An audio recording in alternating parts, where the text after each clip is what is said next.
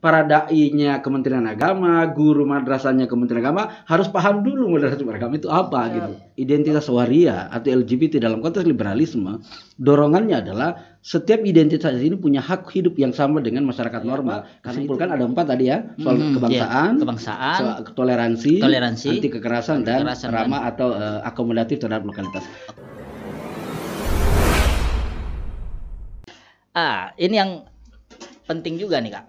Jangan sampai moderasi beragama ini hanya digaungkan hanya sebagai dakwah saja, tapi Litbang secara khusus trik apa yang dilakukan untuk membumikan menusantarakan moderasi beragama? Baik, saya menunduk dulu sebentar ya. Oke Kak, boleh Kak, silahkan. Karena jangan sampai hanya sekedar didakwakan ini Kak, dikampanyekan, tapi tidak ngefek. Ya, bisa saja. Dan karena isu moderasi harus diakui isu elit ya, dalam pengertian bahwa isu dari negara ke bawah, dia bukan isu publik. Substansinya ada di publik. Tapi isunya katanya konteksnya atau istilahnya dari negara. Nah, Litbang sendiri mengambil part kan, Litbang itu kan lembaga penelitian dan pengembangan ya. Jadi yang kita lakukan pertama, kebetulan saya sudah menyusun roadmap moderasi beragama di Litbang sampai 5 tahun ke depan.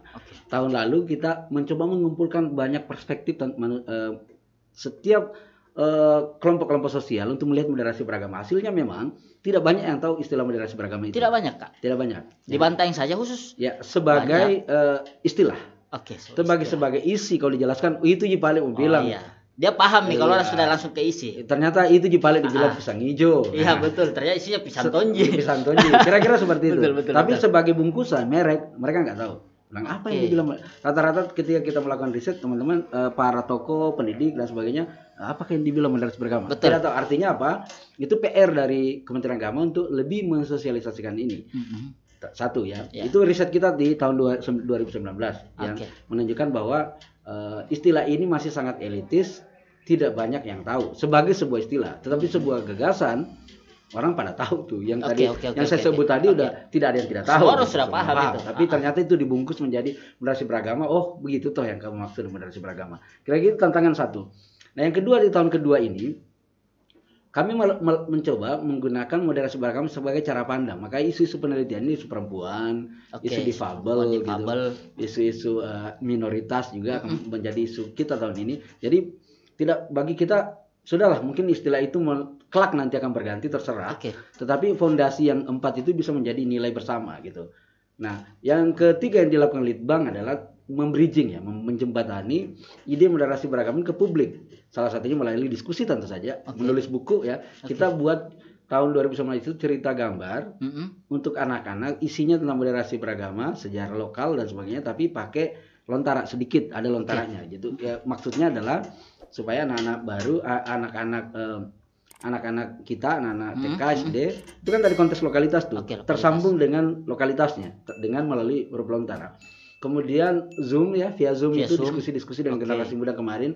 Tentu dengan model seperti ini juga saya datang ke sini, kemudian nanti ada yang mendengar lalu kemudian memahami moderasi beragama. Tentu itu cara kita untuk membumikan moderasi beragama sebagai sebuah way of ethics, sebagai cara etika sosial ya, yang mungkin lebih baik lah mungkin. Ya mungkin kita bisa klaim harus saya klaim lebih baik karena konsepnya dari Kementerian Agama.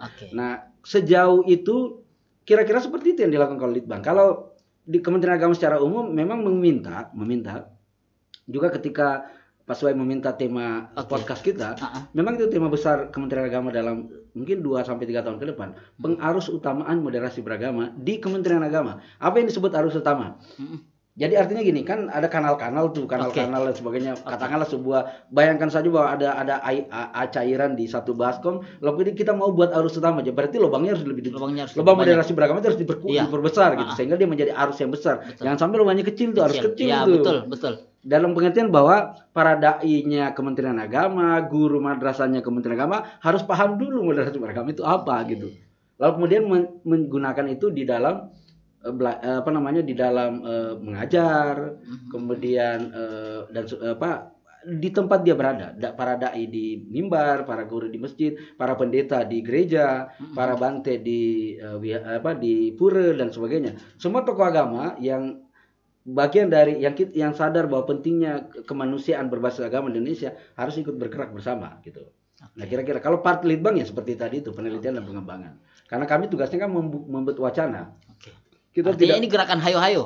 Ya hayo-hayo lah. Kalau memang litbang konteksnya begitu. Iya. Dan mengusulkan ke negara bahwa harus bikin begini. Tapi juga membuat sesuatu. Ya kira-kira seperti itu modelnya. Kira-kira sampai kapan ini, Kak? Soal moderasi beragama. Iya, moderasi beragama.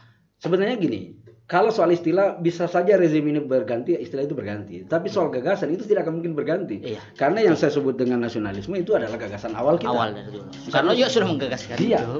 Kita hanya mengcovernya sebagai semacam anu lah. Ya sama lah dulu wawancara radio tiba-tiba muncul podcast. Oke, podcast. Mungkin apa? Itu Ya, sebenarnya betul. konteksnya kan perjumpaan dua individu Betul. saling mewawancarai, namanya aja beda-beda. Betul. Dulu kalau ini kita misalnya siarkan di radio, ini jadinya siaran radio. Siaran radio juga. Tapi karena kita tidak siarkan di radio, kita sebutnya YouTube. podcast gitu. Ya kira-kira modelnya seperti itu. Jadi Oke. kemasannya bisa saja berubah-ubah suatu saat nanti, tetapi sebenarnya relasinya sama. Relasi antar penanya dengan yang ditanyai itu sepanjang zaman akan begitu. Akan begitu. Yang berbeda mediumnya saja gitu. Mungkin kelak nanti apalah namanya Ya anak. sama, pisang hijau ternyata ada bungkusannya warna pink juga. Nah, gitu. Nah, mungkin anak generasi 10 tahun kemudian podcast ini menjadi kuno, dia menemukan sesuatu yang tidak terduga sebelumnya. Betul. Gitu. Kira-kira seperti itu. Oke.